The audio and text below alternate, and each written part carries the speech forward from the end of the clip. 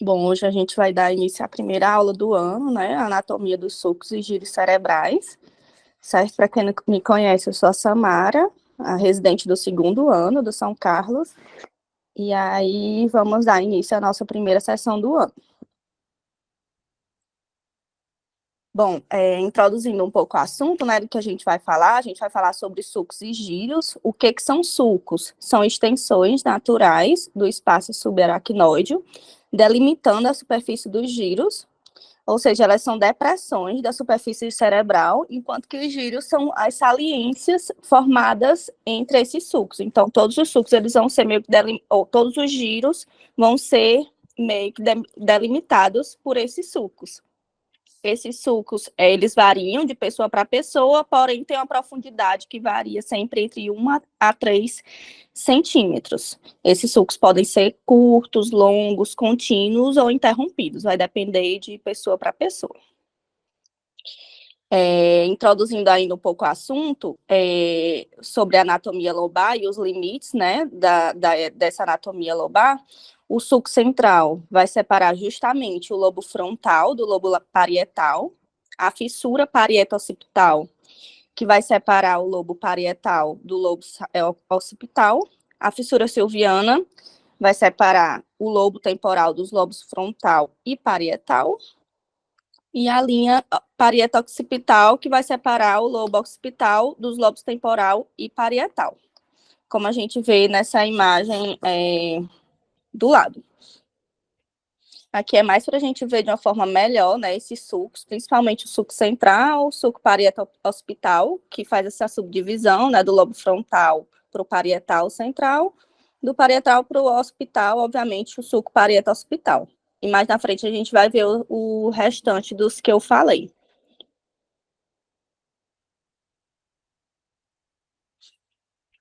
Bom, começando a dar algumas dicas de como a gente encontra de uma forma melhor esses sulcos, aqui a gente vai falar sobre o sulco central no plano axial. E uma das dicas para identificar esse sulco central de uma melhor forma no plano axial é principalmente identificar primeiro a fissura interhemisférica aqui no meio, logo em seguida encontrar um sulco paralelo a essa fissura interhemisférica, que é esse aqui. Esse vai ser o sulco frontal superior. A gente vai seguindo nessa direção perpendicular, que vai ser o sulco pré-central, certo? E logo adiante, paralelo a esse sulco, vai ter o sulco posterior e paralelo, que vai ser o sulco central. Então, sempre tentar delimitar primeiro essa fissura interhemisférica para que a gente possa depois delimitar os restantes.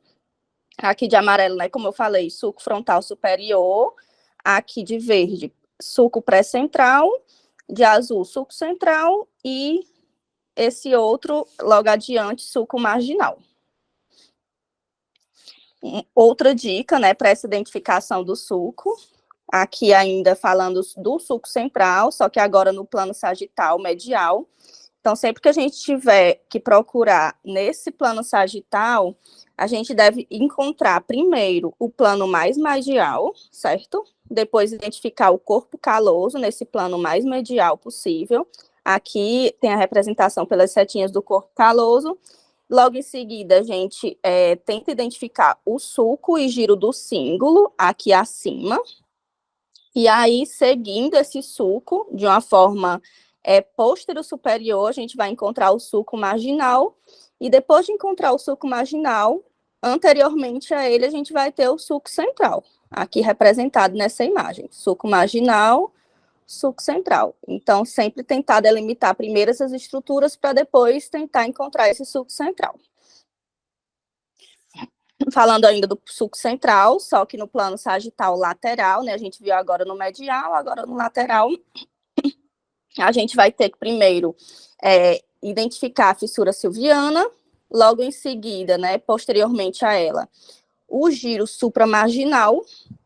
Logo em seguida, a gente deve encontrar o sulco pós-central, anteriormente a esse giro supramarginal, e anteriormente a esse sulco pós-central, a gente vai ter aqui o sulco central, aqui de vermelho, fissura silviana, Aqui de bege, giro supramarginal, sulco pós-central, anterior a ele, sulco central, nesse plano sagital lateral.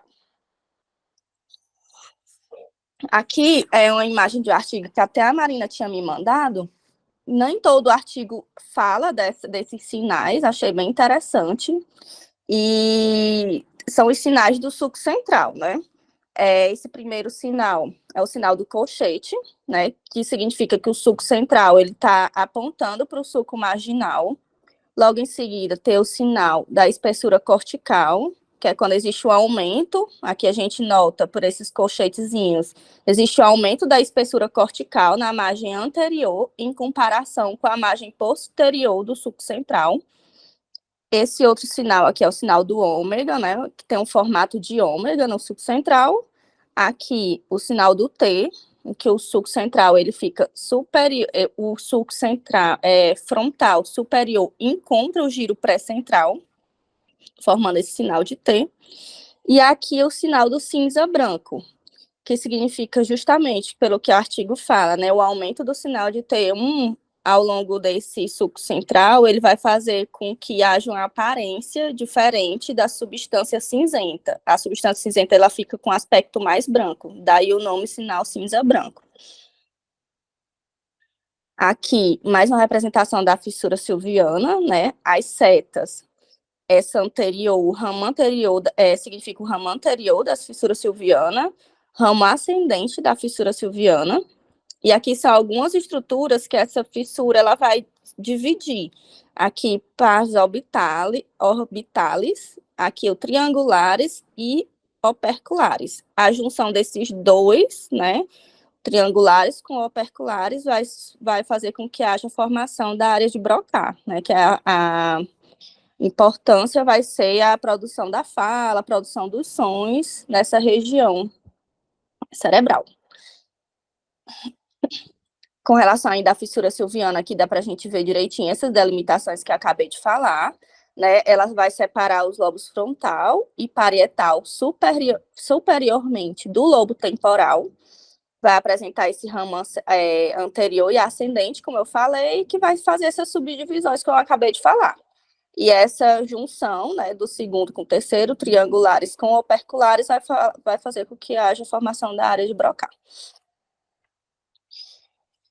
Falando um pouco sobre uma outra fissura, né?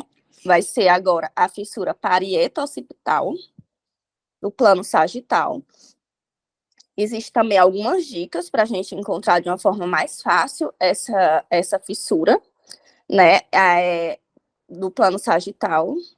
E aí a gente vai pegar o corte mais medial possível, vai traçar essa linha, e formando um ângulo de 45 graus em relação a essa linha, a gente traça outra linha, e a partir dessa linha verde, por exemplo, que a gente vai encontrar essa fissura parieto-occipital, porque ela vai estar posteriormente, certo? E de forma paralela a ela. Tá aqui a representação da fissura parieto-occipital. Agora, a fissura parieto-occipital no plano axial, para que a gente encontre ele, a gente tem que pegar o corte mais superior do ventrículo lateral. Depois que a gente encontra esse corte mais superior, a gente vem aqui nessa linha interhemisférica e vai tentar encontrar o sulco mais profundo que tem posteriormente aos ventrículos. E aí, esse sulco vai ser a fissura parieto-occipital. Com relação à linha parieto-occipital, ela vai ser uma linha imaginária, certo? Nos lobos, entre os lobos temporal e occipital, tá aqui essa linha, e ela vai apresentar duas terminações, a superior, que é chamada de fissura parieto-occipital, e a inferior, que é uma chanfradura pré-occipital. É como se fosse um entalhe que a gente vê no exame, que tem em torno de 4, 5 centímetros na frente do polo occipital. Então, essa vai ser a chanfradura pré-occipital, nessa linha parieto-occipital.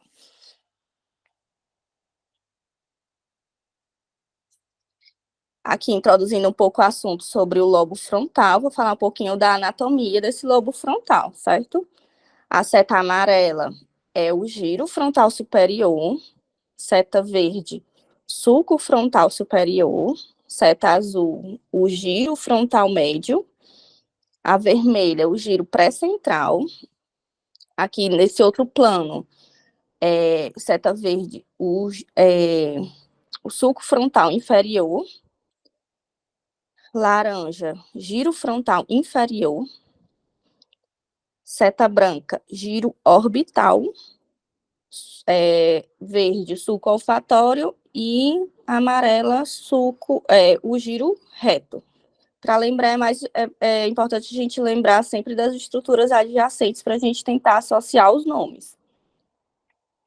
Aqui no plano sagital, a gente tem essas outras estruturas, né? Aspecto medial do giro frontal superior. Aqui é o giro do cíngulo, seta amarela. Seta verde, o sulco do cíngulo. A laranja, o sulco paracentral. Verde, o sulco central. Vermelho, pars marginalis. E aqui é o lóbulo paracentral, o A. Só eu que não estou escutando a Samara. Sério, não tá escutando? Tem mais alguém?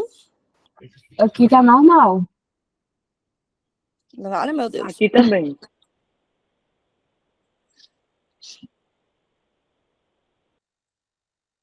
Deu certo, Carol?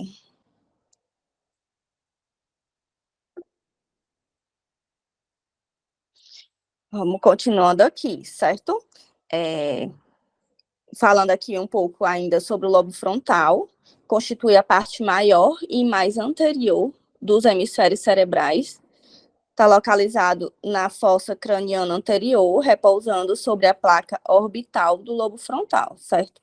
Ele vai ter um formato piramidal com 3 superfícies corticais. A lateral, a medial e a inferior. Falando ainda do lobo frontal, a respeito do giro frontal superior. O giro frontal superior, ela vai ser a parte mais medial e mais superior do lobo frontal, aqui representado pela cor verde. Ela vai seguir desde o polo central até o sulco pré-central posteriormente, certo? E o limite lateral vai ser justamente o sulco frontal superior.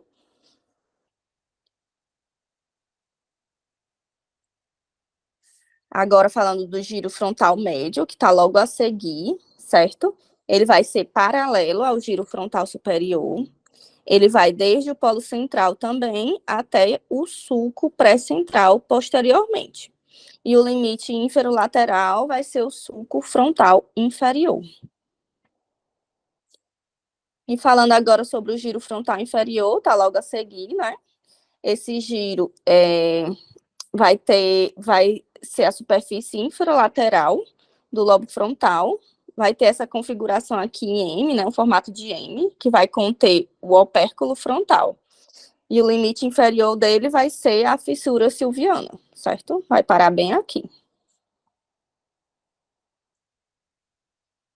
Aqui, falando agora sobre o giro pré-central, ele vai representar o córtex motor primário, vai ter essa orientação aqui vertical, e vai ser separado do giro frontal superior, médio e inferior, como a gente está vendo aqui, pelo sulco pré-central. E o limite posterior dele vai ser o sulco central. Agora, falando um pouco do giro frontal medial, ele vai estar situado acima do sulco do cíngulo, certo? Ele vai representar uma área motora complementar, vai contribuir para o controle dos movimentos, né, juntamente com o córtex motor primário, que a gente já mostrou, que ele também tem a função motora, certo? Então, está aqui representado esse giro frontal medial, acima do cíngulo. O lóbulo paracentral, que vai ser responsável também pelas funções motoras e sensitivas, agora dos membros inferiores, certo? Vai estar localizado nessa superfície medial dos hemisférios cerebrais. Tem um limite anterior, que é o sulco paracentral, limite posterior, pars marginalis, do sulco do cíngulo, certo? Anterior, posterior. E ele vai incluir tanto o lobo frontal quanto parte do lobo parietal, aqui no meio. Com relação ao giro do símbolo, que a gente já começou a falar um pouco, né? Ele vai seguir justamente essa convexidade aqui do corpo caloso. Ele vai ser separado do corpo caloso pelo sulco caloso, certo? Vai ser parte do sistema límbico, né? Que é responsável por emoções, atenção, pelo comportamento social também, certo? E o lobo límbico vai ser justamente a estrutura formada em formato de ferradura, composta não só pelo giro do cíngulo, mas também pelo giro hipocampal e pelo hipocampo. Então, ele vai estar localizado aqui nessa região.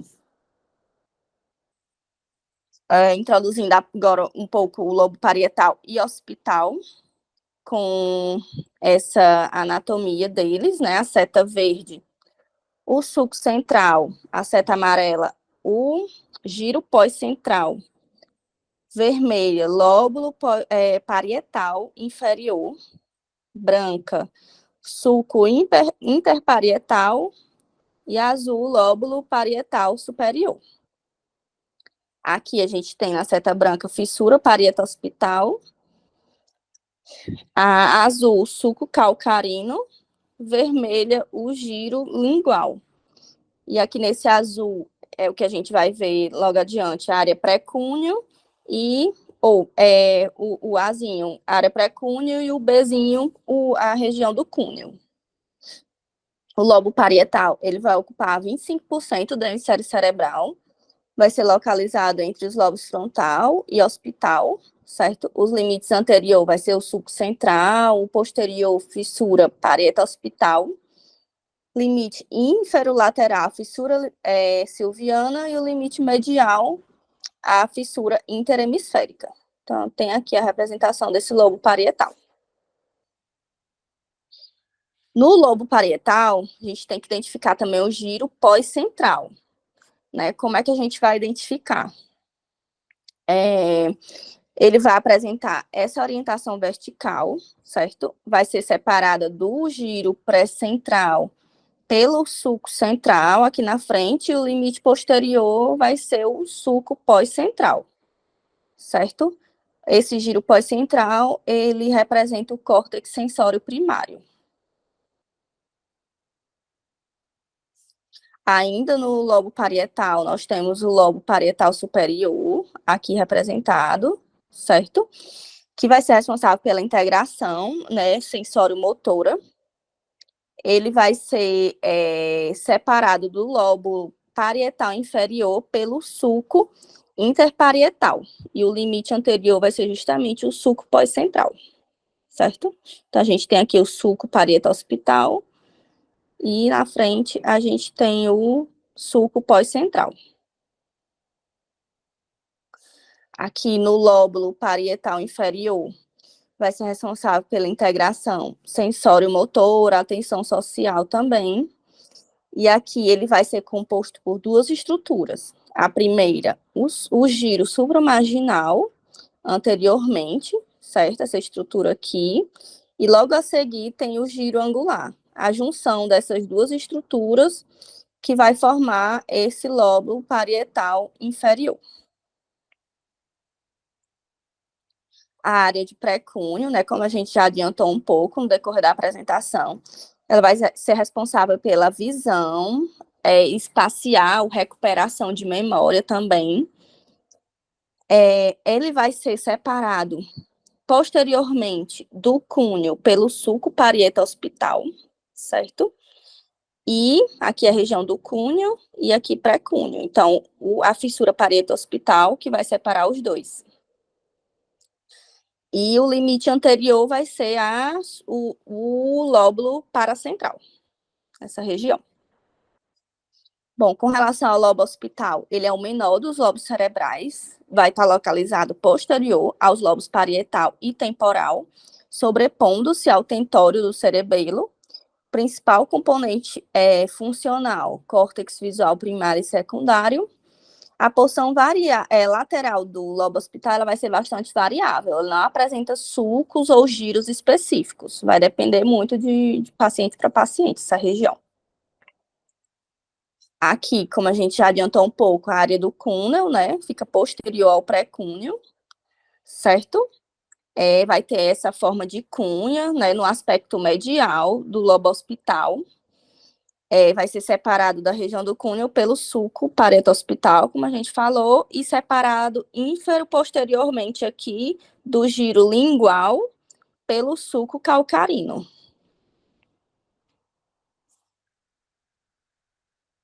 Com relação ao giro lingual, localizado no aspecto mais inferomedial do lobo occipital, certo? Vai ser separado superiormente da região do cúneo pelo sulco calcarino, e a função dele vai ser principalmente o reconhecimento, né, de marcas familiares, das expressões faciais relativas a emoções, por exemplo. Falando um pouco agora sobre o lobo temporal, né, a anatomia dele, a seta amarela, o giro temporal superior, a verde, o sulco temporal superior, azul, giro temporal médio, logo a seguir o sulco temporal inferior, aqui giro temporal inferior, sulco occipito temporal lateral, aqui o giro fusiforme ou occipito temporal lateral, de azul, sulco colateral, e de roxo aqui o giro para hipocampal, certo? E essa área aqui corresponde à área de Wernicke, representado pela letra A.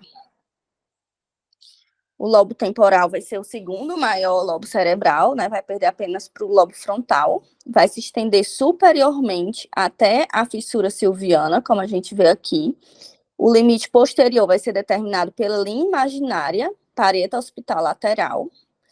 Vai poder ser dividido em duas regiões. A primeira, neocórtex, que é o lobo temporal, e a segunda, o lobo temporal mesial, representada pelo lobo límbico.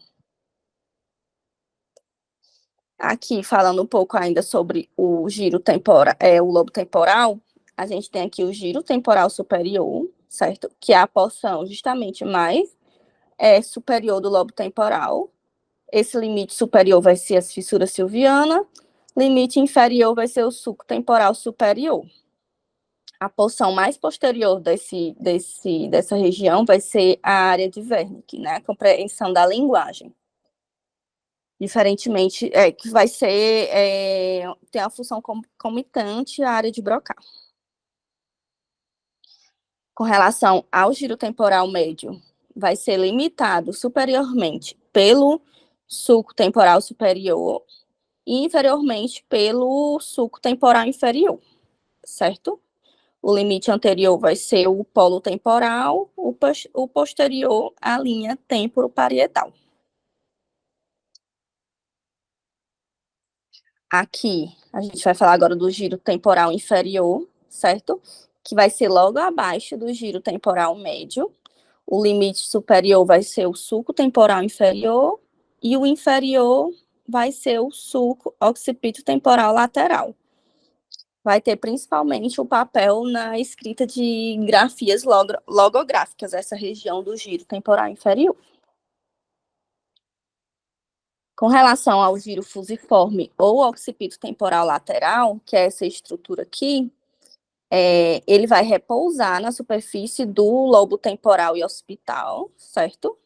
Ele vai desde o sulco occipito lateral, certo? Até o sulco colateral. Tá aqui o sulco colateral, certo? Aqui superiormente, o limite dele superior vai ser esse, o limite dele inferior vai ser o sulco occipito lateral, ou occipito temporal.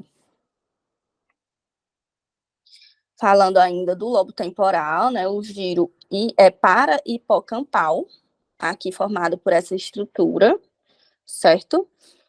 Ele vai cobrir tanto o hipocampo quanto o uncus e a amígdala também anteriormente.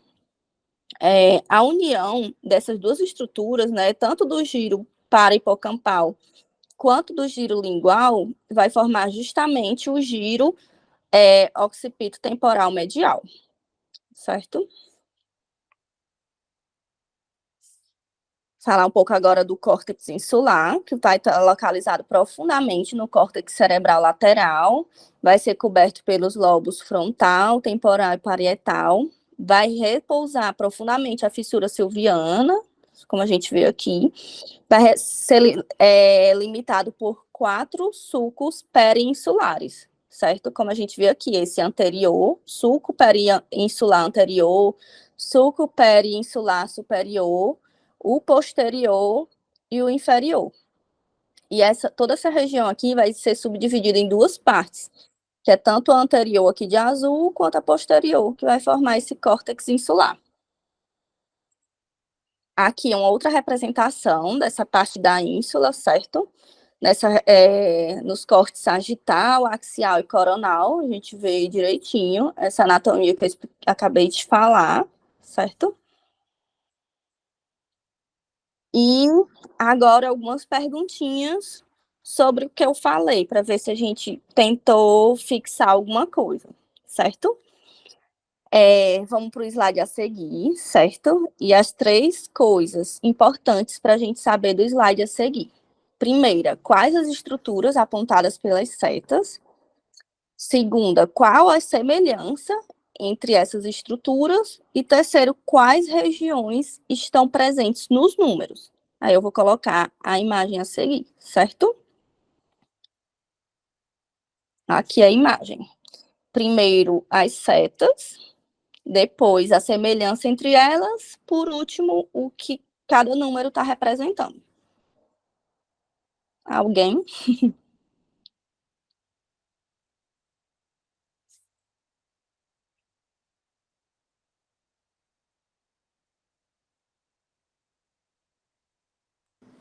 Bom dia, Samara. Bom dia. Pronto, vamos lá. As setas, primeiro é em A, né, à esquerda. Essa daí, acho que pelo sinal do ômega ali, está representando o sulco central. Nos cortes sagitais, a de cima seria a fissura silviana e a de baixo a fissura parieto-occipital. Aí, o que tem de comum entre elas é que ela vai dividir os lobos, né?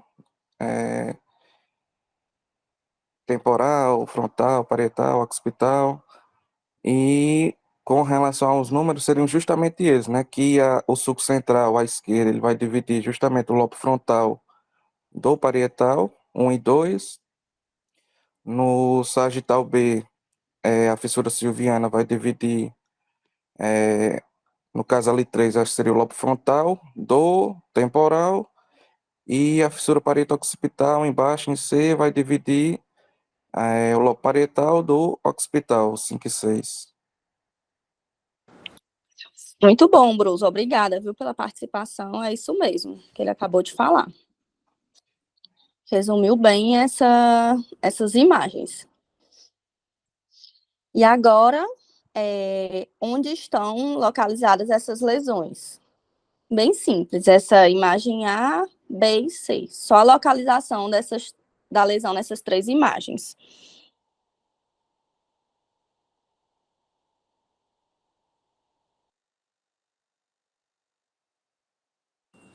Bom dia, Samara. Bom dia. Aqui na imagem A, né?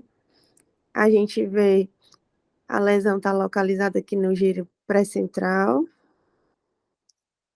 Aqui na B, no giro frontal inferior. E na C, no pré-cúneo. Exatamente isso, Alessandra. Obrigada, viu, pela participação. Como a gente tinha falado nos slides anteriores, são realmente essas estruturas apontadas. Agora, mais uma imagem para descrever a área de lesão.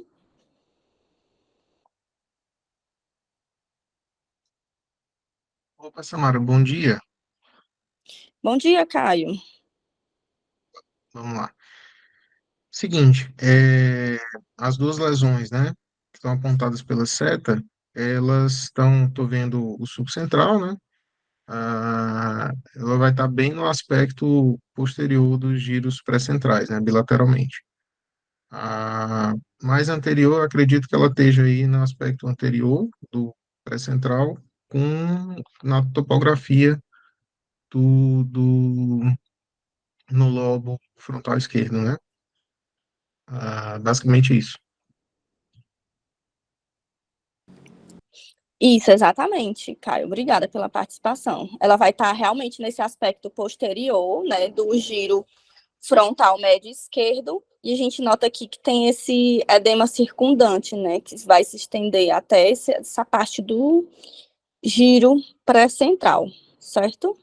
E aqui são lesões ovaladas nessa região do giro pré-central.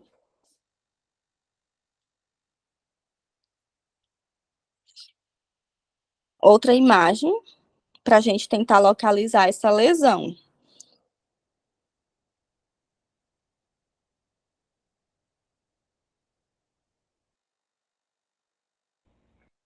Oi, Samara. Bom dia. Oi, Carol, bom dia.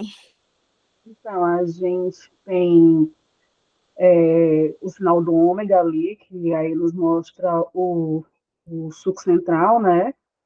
E posterior a ele, nós temos o giro pós-central, onde está localizada a lesão, né? Que é hiperatenuante e tem um certo edema adjacente a ela. Então, ela estaria aí no giro pós-central, no hemisfério esquerdo, né? No lobo esquerdo. Isso mesmo, Carol, obrigada pela participação. É exatamente isso. Do artigo que eu peguei, ele disse que essa é uma lesão metastática, né? Que é como a Carol falou, envolve essa parte do giro pós-central esquerdo, que tem essa parte aqui do edema adjacente. Exatamente como a Carol falou. Aqui é uma imagem que resume bem as funções de todas as regiões que foram pinceladas na aula, né, com especial atenção para essa região de Broca, que é a área da linguagem falada, e Wernicke com a área da linguagem secundária, né, a linguagem escrita e falada. Então, ele resume bem todas as regiões que a gente falou e a função de cada uma delas. E era isso que eu tinha para mostrar para vocês, gente. Obrigada pela atenção, pela participação, certo? E no começo eu não trouxe mais participação porque eu achava que não ia dar tempo, mas acho que daria para ter colocado mais casos desde o início da apresentação. Mas obrigada pela participação de todos. Bom dia.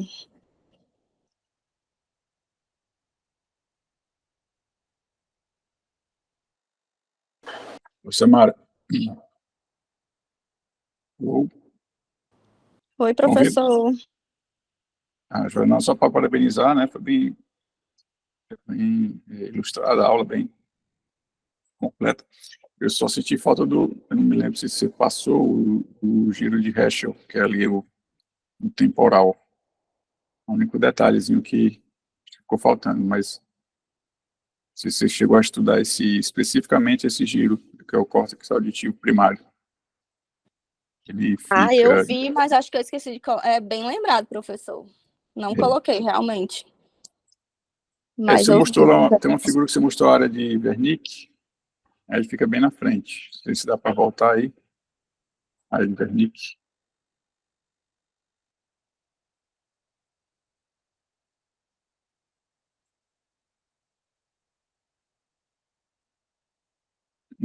Acho que na ressonância é melhor de ver do que nessas figuras. Acho que tinha uma figura que aparecia. Tentar encontrar. Ele parece assim um cogumelo, uma coisa assim. É alongado. Uhum.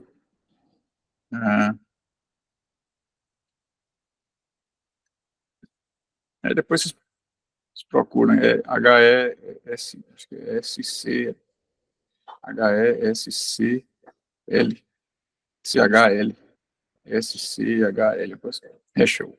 Certo. O córtex auditivo primário fica próximo à área de Wernicke, né? Na frente. Vou acrescentar, então, mandar para o pessoal Beleza? da Aí região. o restante tá, acho que deu umas dicas boas aí, né? Como encontrar, né, os giros, né? Uhum. Vários sinais, então tá bem completa a aula aí. Parabéns aí pro pessoal que participou também. Obrigada, professor. Parabéns aí, Samara. Boa aula.